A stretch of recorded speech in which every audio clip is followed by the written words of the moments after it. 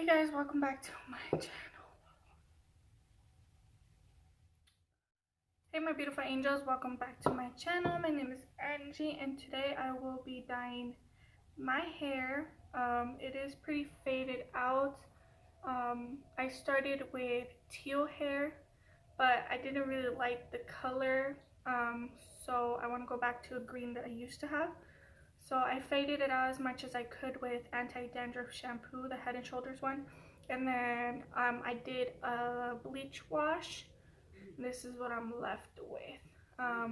Some spots are a little bit more like yellowish, and my tits, it's not coming up on camera, but they're more kind of like a minty green color. So what I want to do is match these extensions that I dyed. If you want to see the video of how I show you how I dyed these extensions to have that dark green to like minty green ombre look, check out my last video. So I want to go ahead and match these because I will have these put on before I go on my little vacation trip.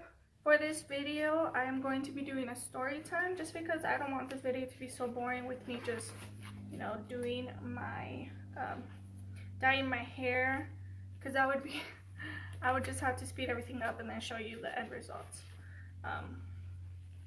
Because I mean, everybody's seen a bunch of videos where people dye their hair, so I'm going to brush out my hair.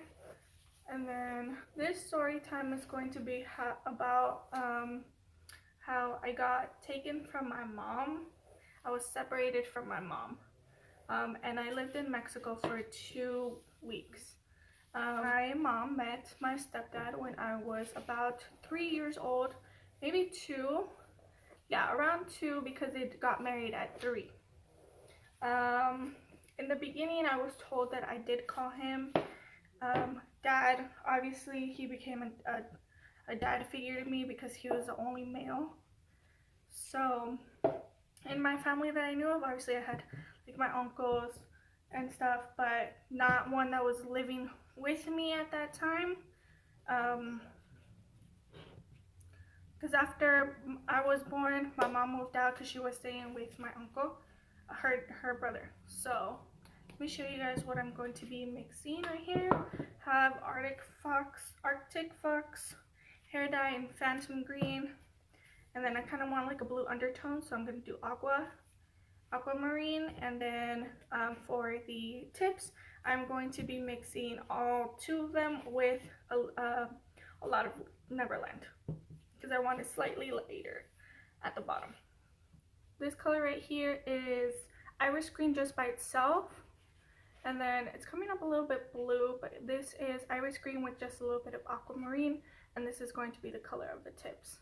So yeah, my mom and my stepdad got married at about when I was around like 3 and a half, and then a year later they had my brothers. One when I was 4, and the other one came when I was like 4 and a half.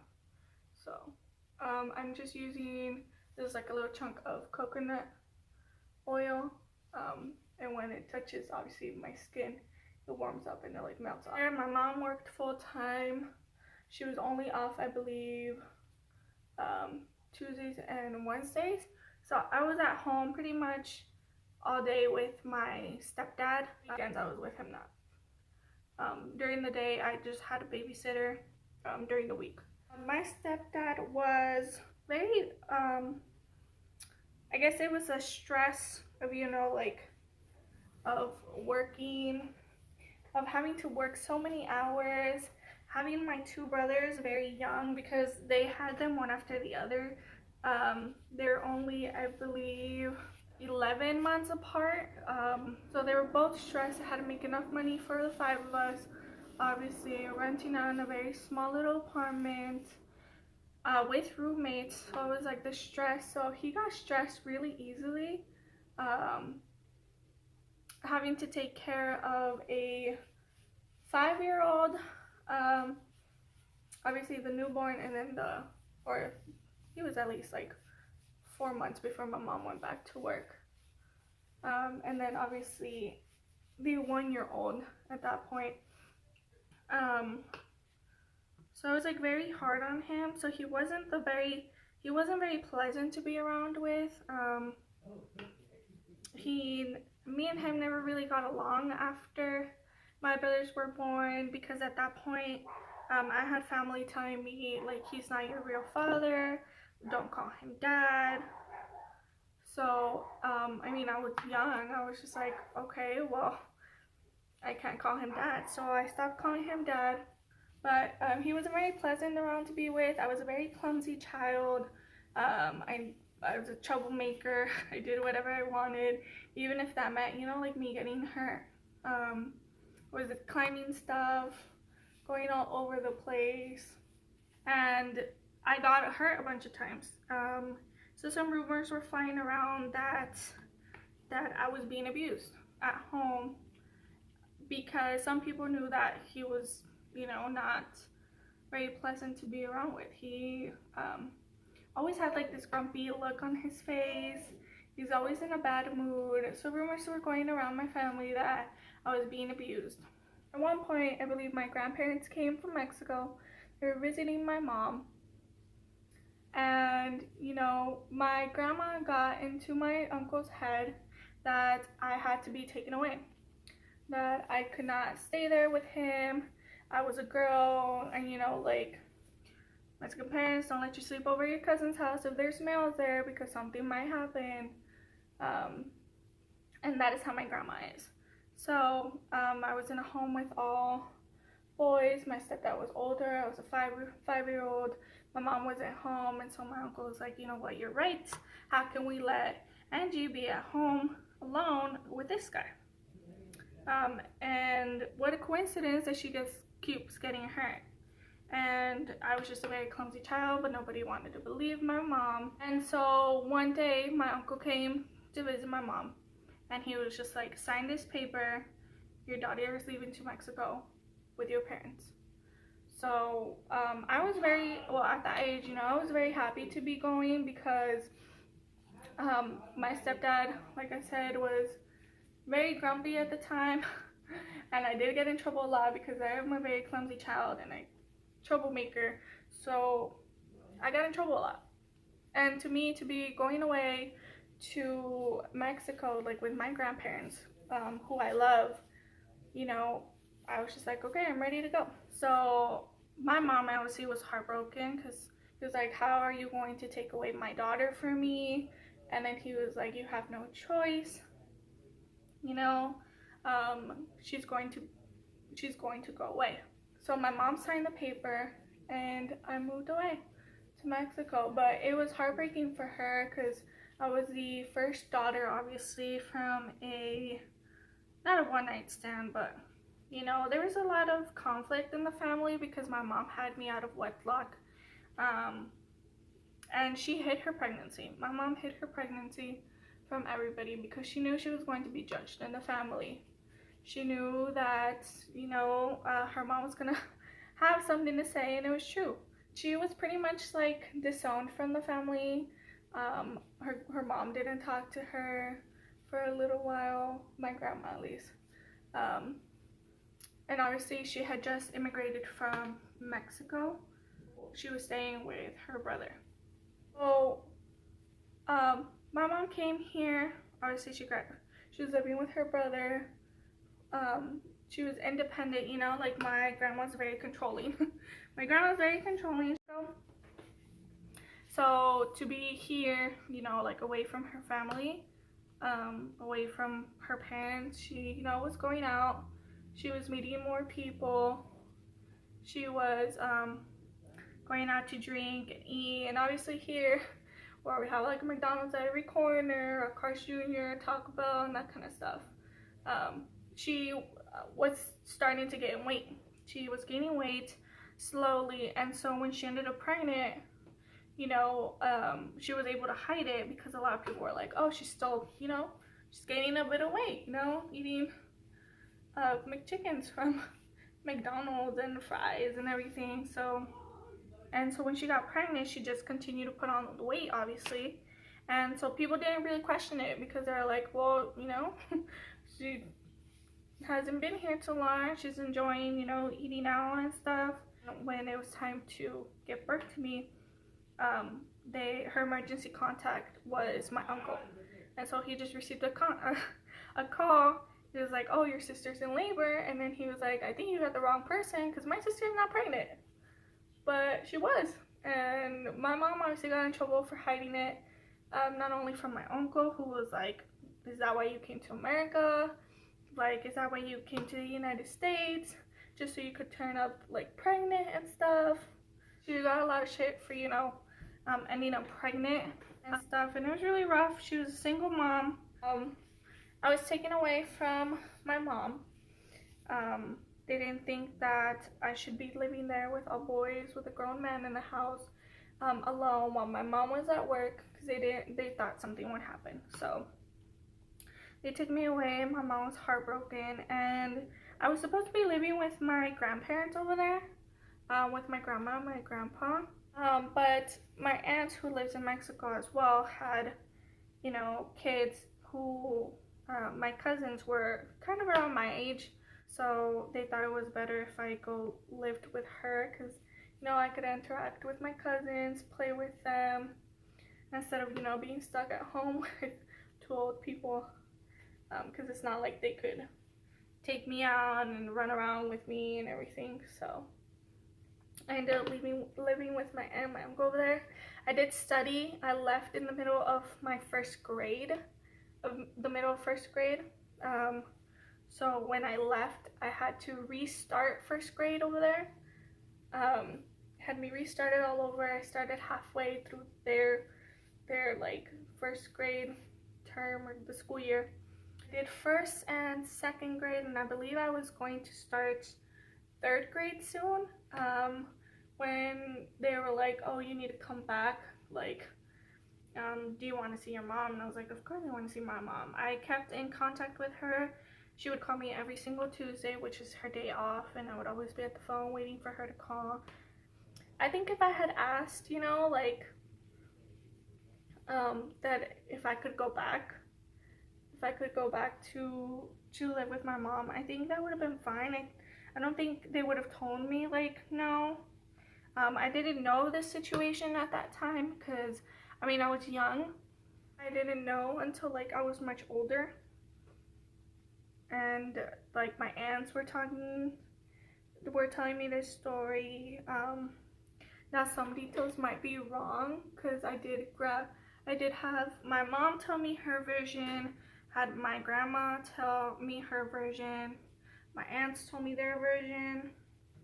I had a few older cousins that told me their version, Like, I don't remember this whole situation. I can't tell you, yes, I was abused. Yes, that is why I was taken away from my mom. All I remember was that I was a very clumsy child and ended up with bruises and bloody noses all the time. So, that is why they were like, "You know what, you can't take care of your daughter. You're leaving her home alone while you go work," which is not a bad thing, She was trying to provide for us.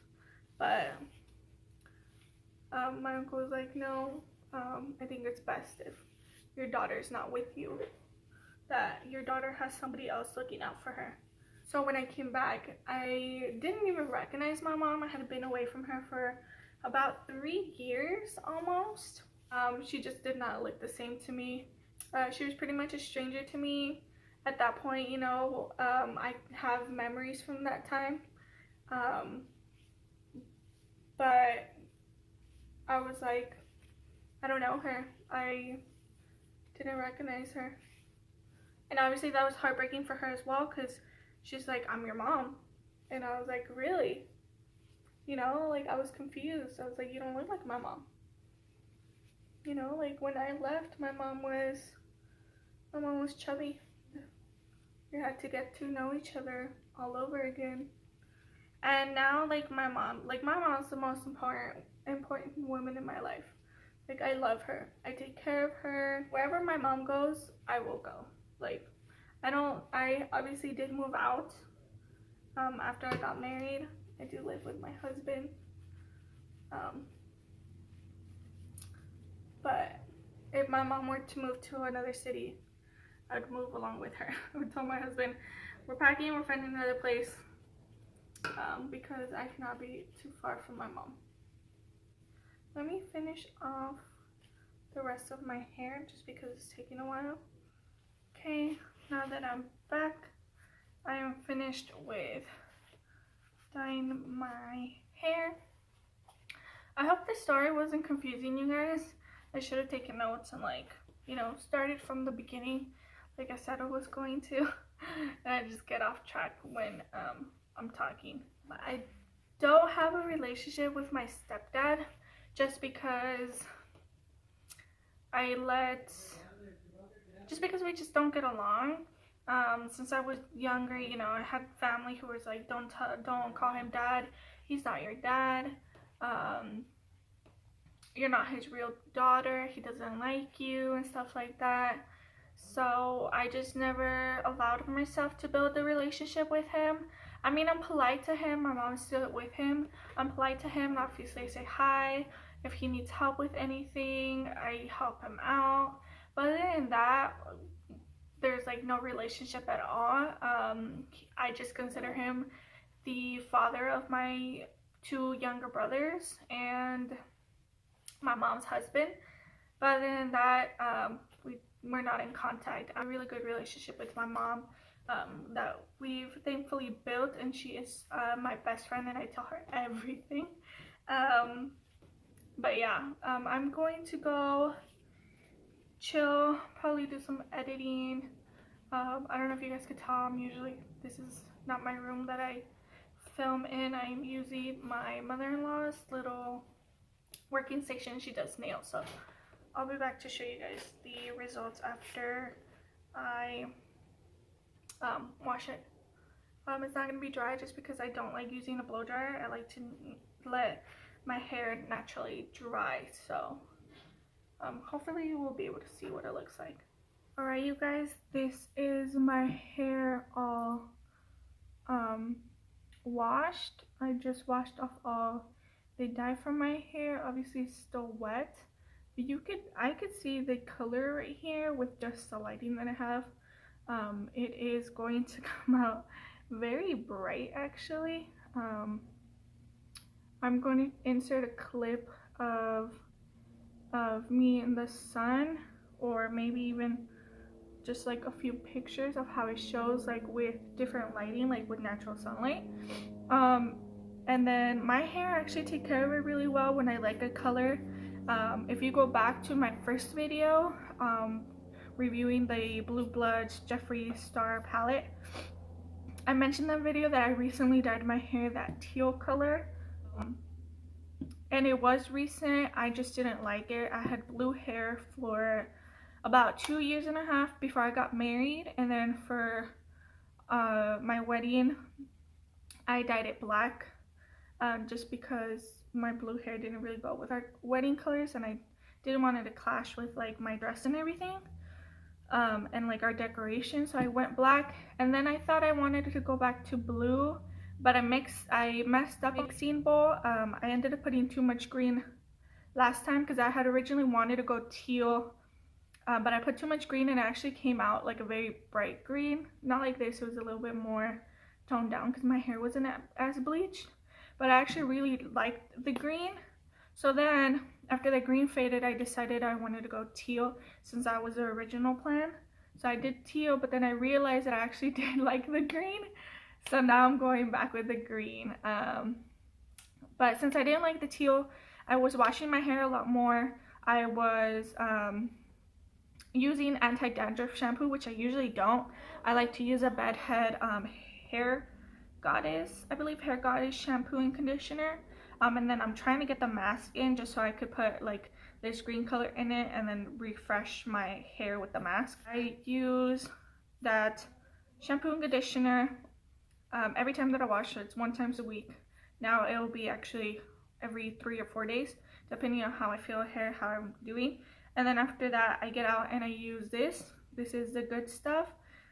This is a Color Protect Milk, good for colored hair. It says keep your color bright and make it stick around for longer. Fast absorbing treatment gives your hair the strength and protection it needs. So you use this for like damp hair like it is now. It's just towel dried, and this is like a leave-in conditioner, and it protects it from like the sun. So yeah. Oh, it says plant-based smoother, nourish and revive tired colored hair. Lightweight, micro silicones, and it shields it from daily damage. Keeps your hair moisturized, soft and silky. So I like to do this. I do like 2 pumps for like half, and you want to use it for like the ends only. And I scrunch my hair up just because I like when it dries like with that wave. So I do 2 pumps on this side. I would say 2 pumps on the other side. And that's it. So this is my hair dyed. I'm going to let it air dry now. I did leave in the dye for about an hour 45, almost 2 hours, and then I rinsed it off with cold water.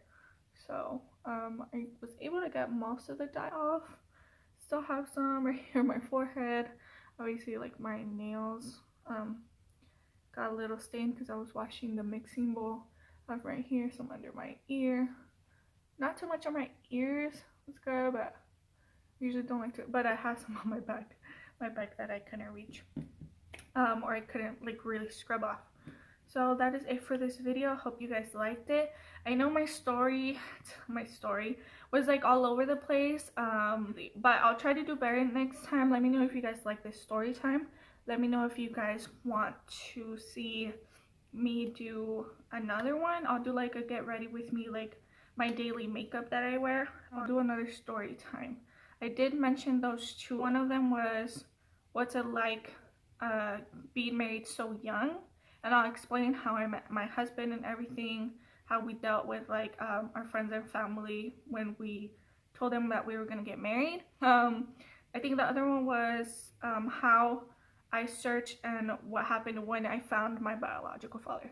So let me know which one you guys would like to see, and I'll see you guys in the next video. Keep tuned. I'll put in the Instagram what my hair is gonna look like once I have the extensions put in. It'll probably be in the next like few days. I have to figure out when I'm free and everything. But yeah, let me know if you guys like this hair color, if you think I would look better in another color. I'm down to try other colors, but for now I'm gonna stick with my green until I have money to buy some hair dye. So let me know what other colors you would want to see me try, maybe like later on in the future. And thank you for watching this video. Don't forget to comment down below. Give this video a like, subscribe, follow my Instagram because I always post on my Instagram like when I will be posting. I'm sticking to posting Tuesdays and Saturdays at the moment, but just in case, I always post what times because my times vary. Sometimes I put them at like 12, other times it's like 2 in the afternoon. But yeah, so don't forget to subscribe, click the notification bell, follow my Instagram, it's down in the description box, and I'll see you guys in my next video. Bye.